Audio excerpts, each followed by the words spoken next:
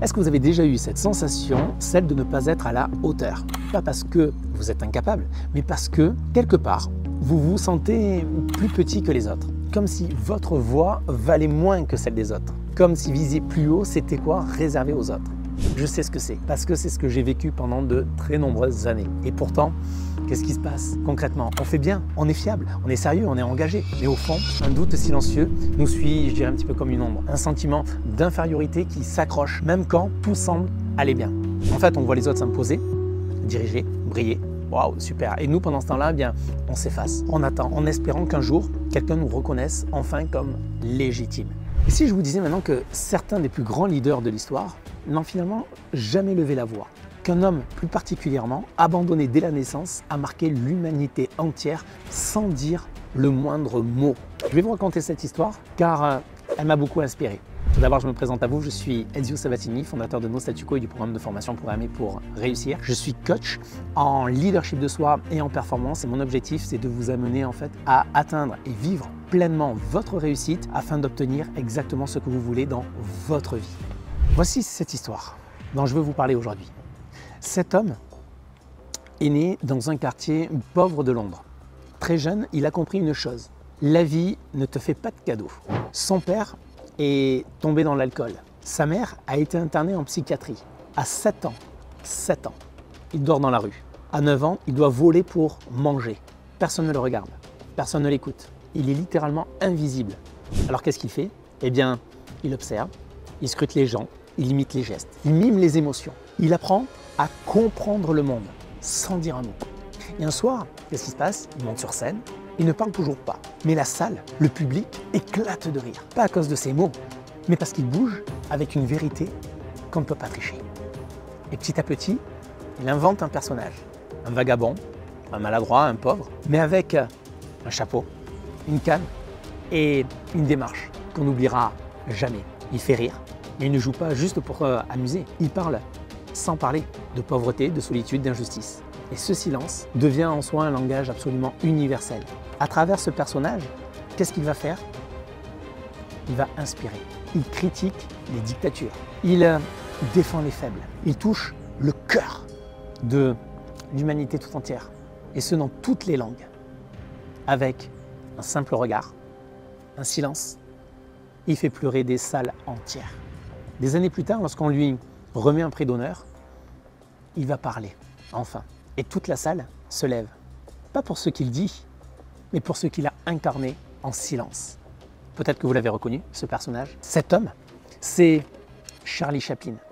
Et de son histoire, j'en ai extrait en fait les 7 leçons principales de leadership qu'il nous a transmis. Parce que vous savez que c'est mon domaine de prédilection, le leadership de soi. Et ce que j'ai voulu justement, c'est en extraire justement la crème de la crème, des leçons que l'on peut retirer de son histoire à Charlie Chaplin. Et c'est ce que je veux vous transmettre aujourd'hui dans cette vidéo. Si déjà cette histoire vous touche, mettez-moi un like, là tout de suite, là sur la vidéo.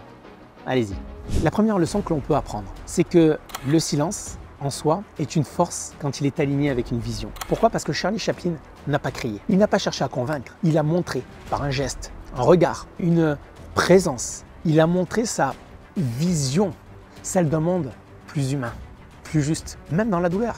Car c'est cette clarté intérieure qui donnait finalement du poids à son silence. Et aujourd'hui, les choses n'ont pas changé. Dans un monde où tout le monde parle fort sur les réseaux, dans les médias, le vrai pouvoir est chez ceux qui avancent avec intention. Ceux qui n'ont pas besoin d'expliquer parce qu'ils incarnent ce qu'ils croient. Le leadership, ce n'est pas occuper l'espace, c'est être clair sur sa direction. C'est inspiré par la cohérence entre ce qu'on pense, ce qu'on ressent et ce que l'on fait. Deuxième leçon que nous apprend Charlie Chaplin, c'est que je dirais que la pauvreté extérieure n'empêche pas la richesse intérieure. Charlie Chaplin a grandi sans rien, ni argent, ni sécurité, ni reconnaissance. Il aurait pu se dire à un moment, ce n'est pas pour moi. Mais au lieu de regarder ce qu'il n'avait pas, il s'est appuyé sur ce qu'il portait déjà en lui, c'est-à-dire de l'imagination, une sensibilité brute et une vision du monde. Et c'est d'ailleurs ce qui l'a sauvé. On peut vivre dans un monde difficile, dur, et cultiver une force immense à l'intérieur. Là, je ne parle pas de celle des diplômes ou du statut, mais de cette force qu'aucune crise ne peut voler. Je parle de celle que vous avez en vous. Ce n'est pas parce qu'on se sent petit qu'on l'est. Le vrai problème, ce n'est pas ce qu'on possède, mais c'est ce qu'on croit mériter. Croyez-moi les amis, vous avez déjà tout en vous pour devenir une source d'inspiration. Il ne manque que la permission de l'assumer.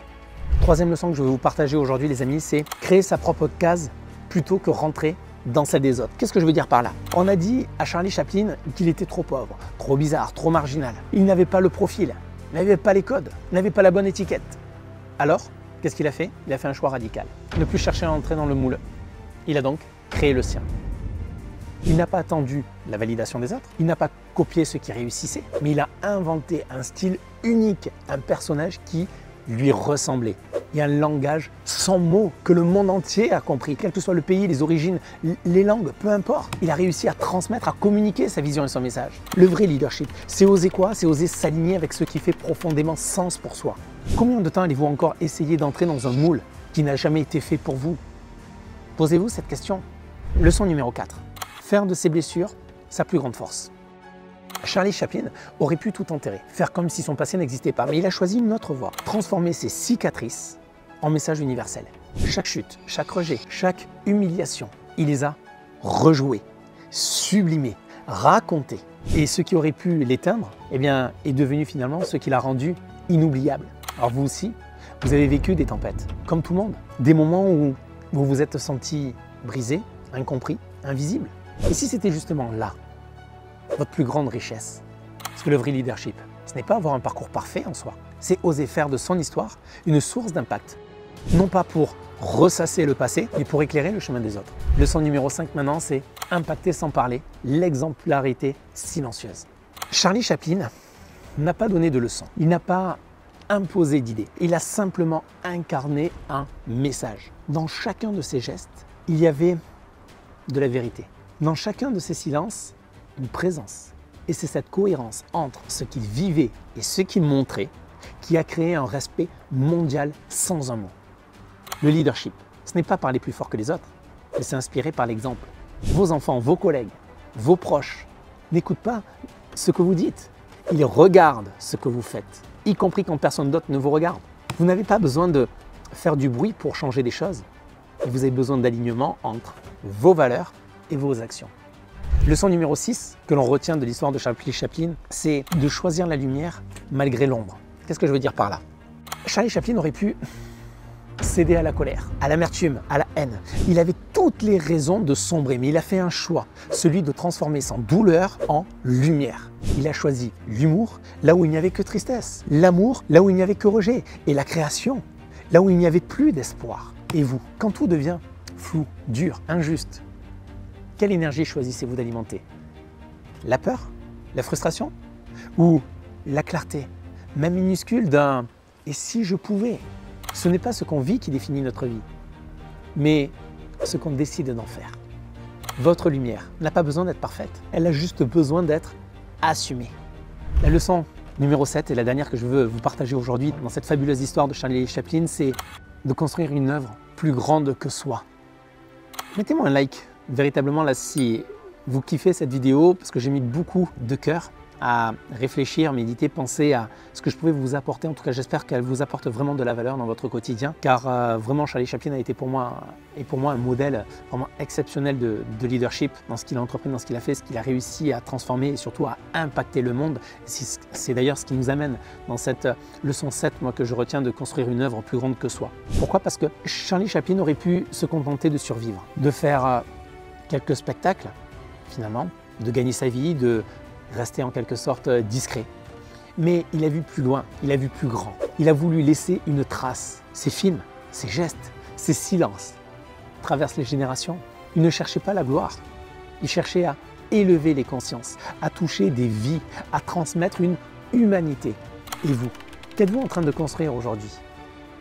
Des journées à cocher des cases? Ou une trajectoire de vie qui vous dépasse? Le vrai leadership, c'est de penser au-delà de soi. C'est décider que votre vie ne sera pas seulement utile pour vous, mais qu'elle inspirera aussi ceux que vous aimez, et même ceux que vous ne rencontrerez jamais. Charlie Chaplin n'a pas eu besoin de crier pour impacter le monde. Il n'a pas eu besoin de diplôme, de réseau ou d'approbation. Il a choisi l'authenticité, la persévérance, l'alignement. Et peut-être qu'aujourd'hui, ce n'est pas la célébrité que vous cherchez, mais peut-être plutôt le pouvoir de redevenir maître de votre propre vie. Alors cessez de vous cacher, cessez de vous excuser d'être qui vous êtes. commencez à incarner le message que vous portez déjà en vous. On n'a pas besoin d'être, vous savez, des millions pour changer le monde. Il suffit d'une seule personne qui ose devenir elle-même, tout simplement. Est-ce que ce sera vous? En tout cas, cette vidéo a réveillé quelque chose en vous. Si vous sentez que le moment est venu de reprendre le contrôle, alors exprimez-le, partagez-la. Si elle peut toucher quelqu'un autour de vous, partagez cette vidéo. Et si vous voulez aller plus loin, dites-le bien sûr en commentaire, pas pour être vu, mais pour commencer à vous faire entendre. Et tout ce que je peux vous souhaiter, c'est, vous le savez, c'est devenez l'architecte de votre réussite.